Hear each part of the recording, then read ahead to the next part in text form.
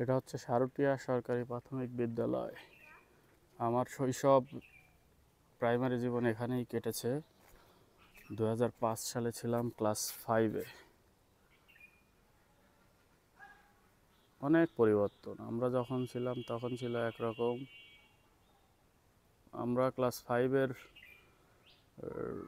ক্লাসটা করছি সম্ভবত ওই কর্নারের রুমটায়। পরিবর্তন হয়েছে অনেক। অবশ্য তালা মারা, না হলে ভিতরে ঢুকিয়ে দেখাতে পারতাম।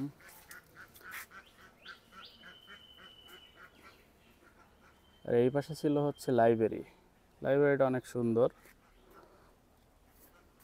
এখন আমরা দেখবো আমাদের স্কুলের পাশে সেই সময় থেকেই অতিথি পাখি আসতো, বা পাতি সরালি, যদিও এরা দেশীয় পাখি।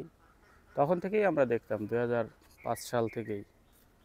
তো এখনও তার রেশ কাটে নাই, এখনও পাখিগুলো আছেই। তো আমরা এখন সেইটাই দেখব। যেতে হবে এই স্কুলের পিছন সাইডে। আমরা অবশ্য এখানে গাছ লাগাইছিলাম 2005 সালে। অন্যদের গাছটা হয়ে গেছে, কিন্তু আমি যে গাছটা লাগাইছিলাম সেটা মরে গেছে। ওইটাই ছিল সবচেয়ে বড়। মরে গেছে না আছে আমি জানি না। অনেক বছর পরে আসলাম এই পাশে শুধু এই পাতি সরালি হাঁস দেখার জন্য। তাহলে এই গাছগুলোর কি 2005 আর 2025, 20 বছরের একটা ব্যবধান হয়ে গেছে। ওয়াও, 20 বছরের মধ্যে অনেক মোটা হয়েছে গাছগুলো। আমরা যেটা দেখবো, আর এই পাখিগুলো উড়ে উঠলো রে, কাছে থেকে দেখাবো। এই যে সব পাতি সরালির আনাগোনা।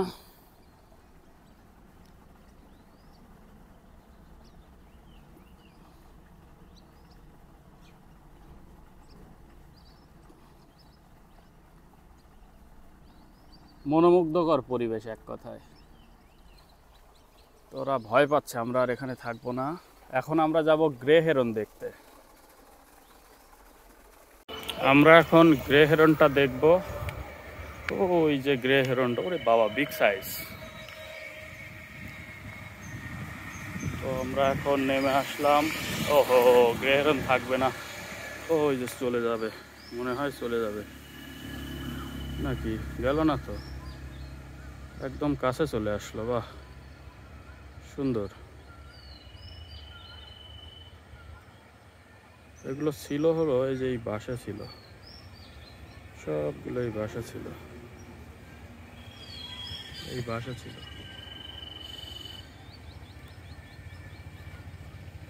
আমরা একটু নিচে নামবো, দেখি গ্রে হেরন থাকে কিনা।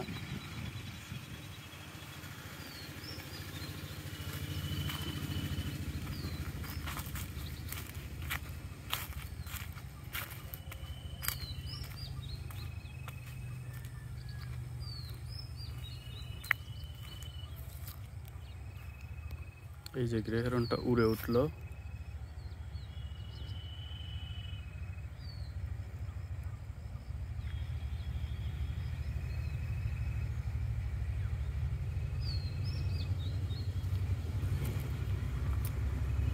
তো এই তো হচ্ছে আমাদের আজকে হচ্ছে রমজান, 22 রমজান রানিং। বিকেলবেলা একটু ঘুরতে এসে পাখি দেখার জন্য বেরোলাম। তো পাখিগুলো দেখলাম। এইখানে আছে অনেকগুলো পানকৌড়ি।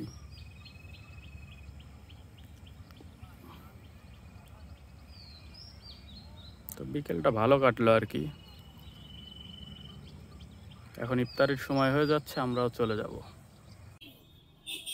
আজকে আমরা আসছি একজন অভিজ্ঞ শিকারী কামাল মামার দোকানে। আমরা বোয়াল মাছ শিকারের জন্য কামাল মামার থেকে কিছু পরামর্শ নেব। তো মামা, কি খবর, আপনি কেমন আছেন? আছি মামা, আলহামদুলিল্লাহ, আল্লাহ পাক ভালো রাখছে। তুমি কেমন আছো? আছি আলহামদুলিল্লাহ, আমিও ভালো আছি। তাহলে এবার কি পরিমাণ মাছ মারলেন? এবার তো মাছ মারার সিজন শেষই মোটামুটি।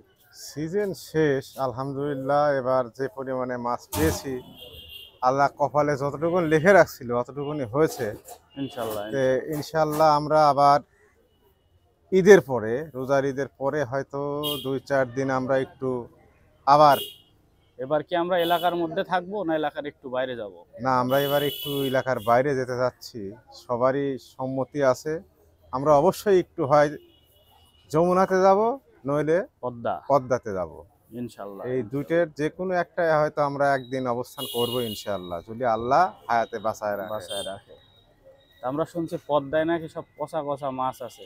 হ্যাঁ, পদ্মাতে বড় বড় মাছ আছে, কিন্তু সেটা জায়গা বুঝে বসতে হবে।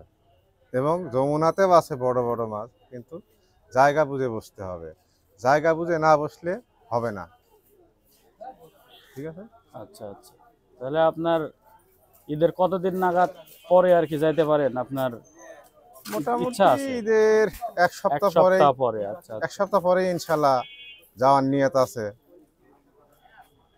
দেখা যাক, আল্লাহ যদি নেয়। ইনশাল্লাহ, তাহলে আমরা কি রেজাল্ট হয় আমরা সেটা জানাবো ইনশাল্লাহ। অবশ্যই অবশ্যই।